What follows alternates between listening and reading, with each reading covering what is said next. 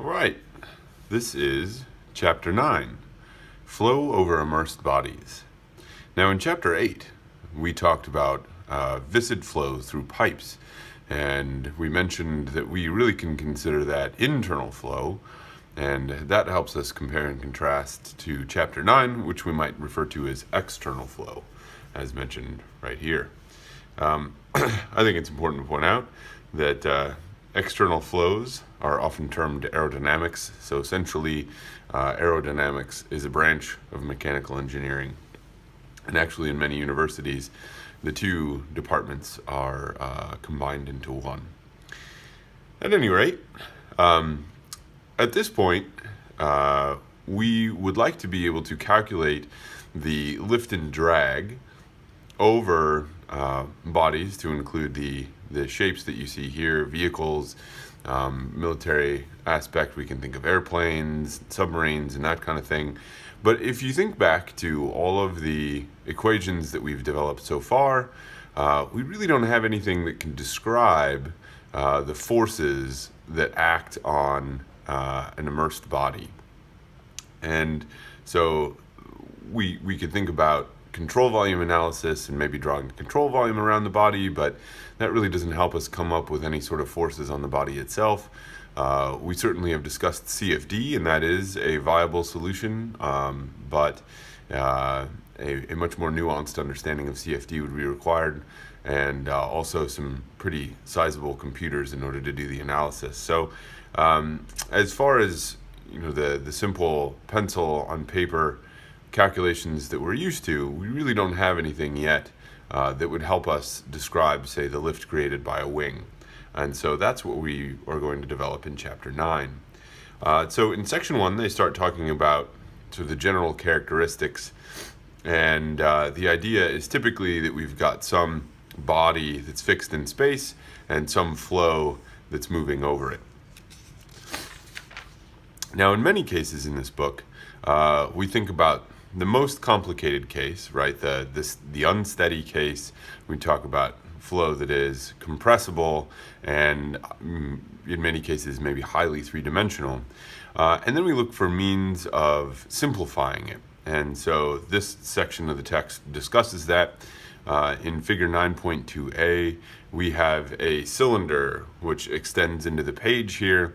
And we can treat this as two-dimensional, largely because the edge effect, the flow flowing over the end of this thing, is very small compared to the flow going over the cylinder itself. And so we can assume that it's largely two-dimensional, and that simplifies the analysis without including a great deal more error into our discussion.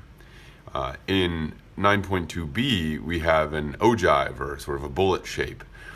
And if you can think about this in terms of making slices through the x-axis here, if you sliced at any angle, you would get the same shape. And so that body we can treat as axisymmetric, again, as a two-dimensional analysis to simplify things. And even complex shapes, such as figure 9.2, which is clearly an airplane, we can use symmetry in order to simplify at least the experimentation, if not the discussion overall. And you can see an example of this if you go into the Aero Lab and right by the Big Blue Air Tunnel, or the wind tunnel, you can see there are many airplane shapes, but they're all cut in half. And so essentially what we can do is conduct analysis or experimentation on half and then double the result in many cases.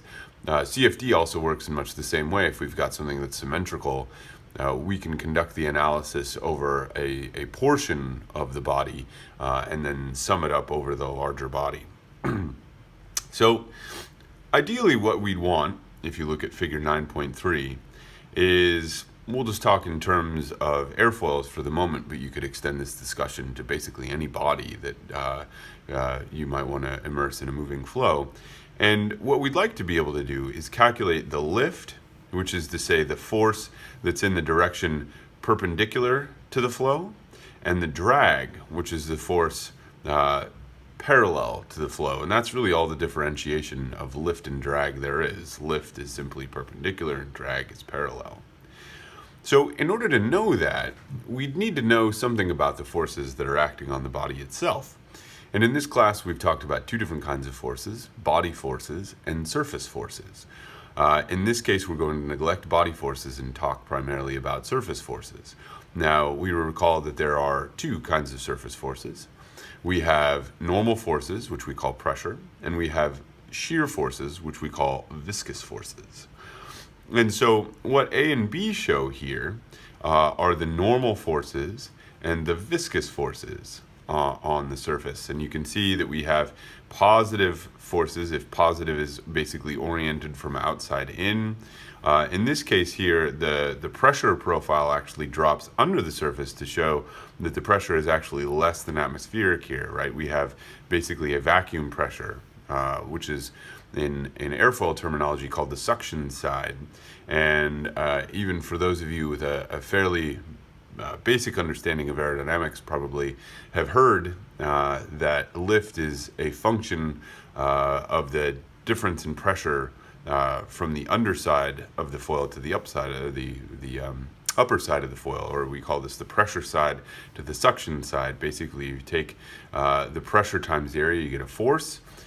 We have a low force here and a high force here, and thus the net force is upward, and that gives us our lift.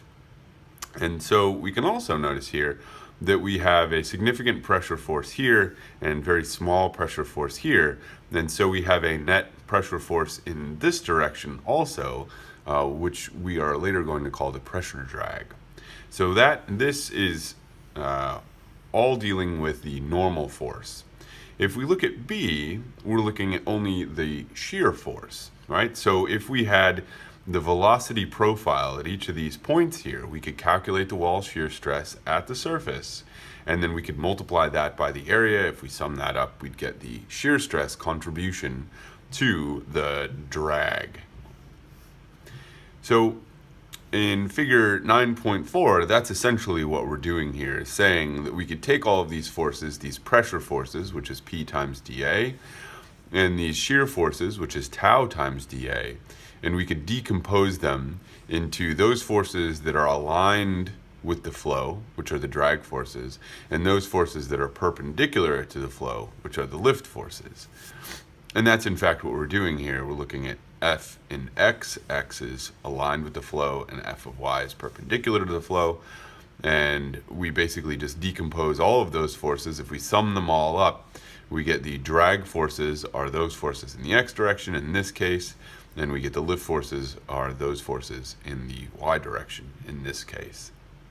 So again, if we knew the pressure distribution at every point, if we knew the velocity profile at every point, we could calculate the lift and drag forces, no problem. I think you're going to be surprised to learn that we can't, in fact, do that. And we'll get to that in just a moment. I'd like to point out example 9.1 here is essentially we're trying to use what we know right now in order to calculate the lift and drag. And so in this case, in figure E 9.1a, we have a plate that is thin and oriented in the direction of flow. And so we have the pressure on top and bottom essentially cancels out. It's the same up top as it is below. And really all we're doing is subjecting it to viscous forces here, which will become important here in a moment. If we were to take that plate and turn it vertically, right, so perpendicular to the flow here, we need some sort of pressure distribution in order to calculate the drag on the plate, right? The drag in this case would be the force oriented with the flow.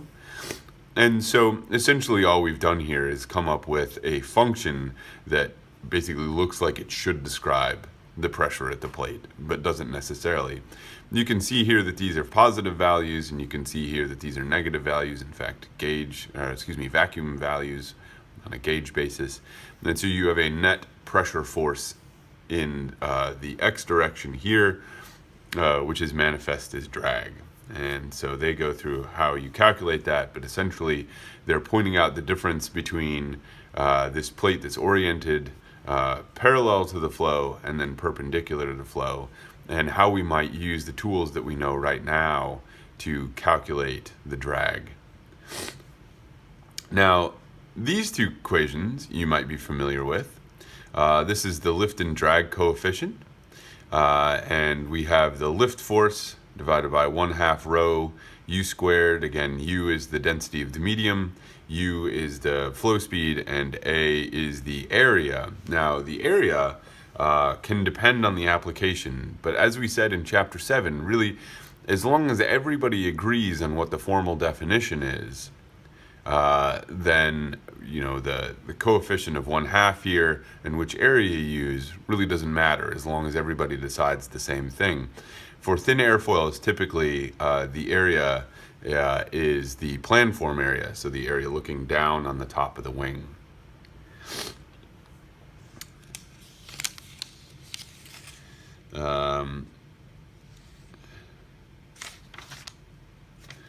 So the next thing, or as you may recall, in Chapter 7, and certainly during the similarity lab, we figured out that we couldn't do an experiment that was completely where all the pi terms matched.